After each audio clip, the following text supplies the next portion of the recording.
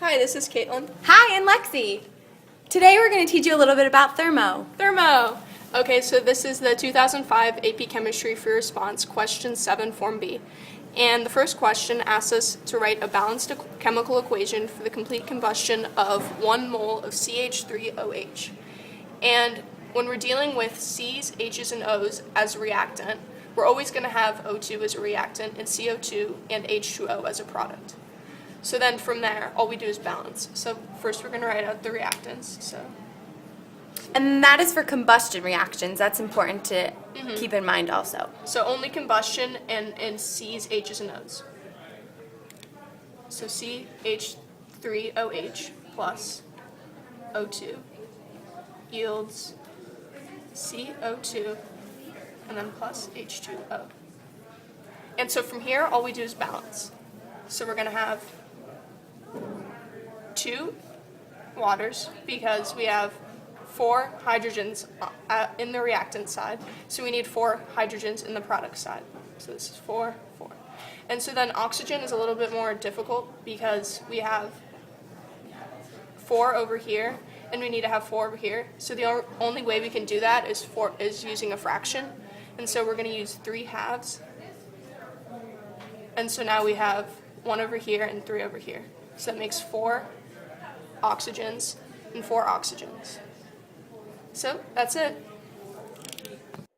Okay, so this problem up here, this is the equation that we found from the previous problem, part A. And so part B, they're asking us to determine the enthalpy change for the reaction C plus H2 plus H2O yields CH3OH. And so this is a Hess's law equation, so really what we're going to be doing is flipping or adding or subtracting equations to get to H2 plus C plus H2O yields CH3OH. And so what we do is we have H2 plus 1/2 O2. And then the enthalpy change for this one is 290. And then C plus 2.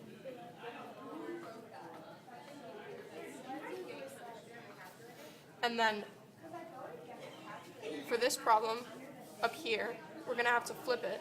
Oh, I forgot to write this one. This is 390.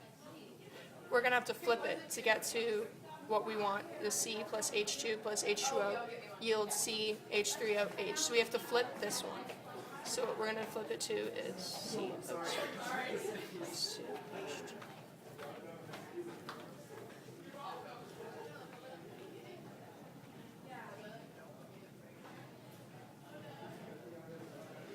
And remember, when you flip an equation, you have to change the sign. So now it becomes positive 730 kilojoules moles. Maybe next time you don't sell me out to the town.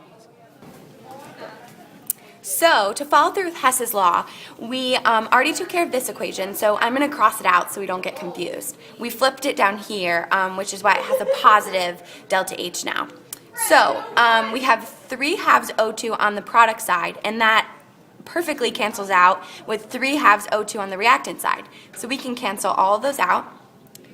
Then we have CO2 on the product side and CO2 on the reactant, so that cancels. And we have 1 H2O, but we have 2 on this side, so we're left with 1 here. But we can cancel this one out. So then we just add what's left over. So we have H2 plus C plus H2O, because we only have 1 left, yields CH3OH. Then with the delta H's, we need to add what we have left over. So when we add 730 to negative 390 and negative 290, we get 50 kilojoules per mole for this equation. So that is the answer. So now we're on to part C. The problem asks, write the balanced chemical equation that shows the reaction that is used to determine the enthalpy of formation for 1 mole of CH3OH. That part's really important, the enthalpy of formation. We have to remember that the enthalpy of formation means only elements. and it says 1 mole of CH3OH. So we know it yields CH3OH. Now, we have to remember back to our diatomics in order to correctly do this problem. So if you've been taught before, a good way to remember your diatomics are Brinkelhoff. And we have carbon here, hydrogen, and oxygen. And hydrogen and oxygen appear in our Brinkelhoffs. So we know that they exist in pairs of 2. So we have carbon by itself, plus H2 because it's a Brinkelhoff, plus O2 because it's also a Brinkelhoff. And then now we need to correctly balance. We have 1C, 4 O's, so 2 O2, and then only 1 O over here. So here we have another fraction come into play, and we need 1/2 O2. And that's it. Okay, so now part D, and I wrote the equation for H2 because it's kind of hard to see. So the question is asking us to predict the sign of delta S for the combustion of H2. And so we're going to be working with this equation, and I wrote it here. And delta S is disorder. And if you have positive delta S, then you have more disorder. And if you have negative delta S, then you have less disorder. So what you do for here is you look at the states of matter. H2 is gas. Oxygen is gas, and then H2O is liquid. And so we're going from gas to liquid, so gas to liquid. And when we go from gas to liquid, it's negative. And so it means when you have negative, you have less disorder. So then delta S is negative. Because we're creating more order.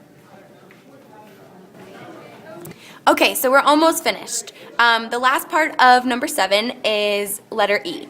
The question reads, on the basis of bond energies, explain why the combustion of H2 is exothermic. First, we need to remember what exothermic means. And exothermic means that heat is a product. And what's really important is that the delta H of an exothermic reaction is negative. And that compares nicely with our H2O equation, which has a negative delta H. Now then we need to pay attention to the words bond energies. Delta H, when we look at bonds, is actually calculated backwards compared to when we normally calculate it. So it's the bonds broken minus the bonds formed. And in that case, it would be reactants minus products. So when we look at our combustion equation, we have H2 plus 1/2 O2 makes H2O. And so looking at our delta H in terms of bond energies, the negative 290 value means that the energy that is formed from the bonds is greater than the energy that is broken from the reactants.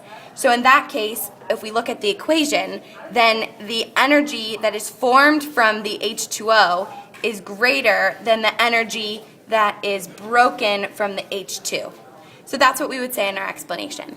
Hope that makes sense, and hope that you learned a little bit about Thermo. Thanks. Thank you. Thermo rocks.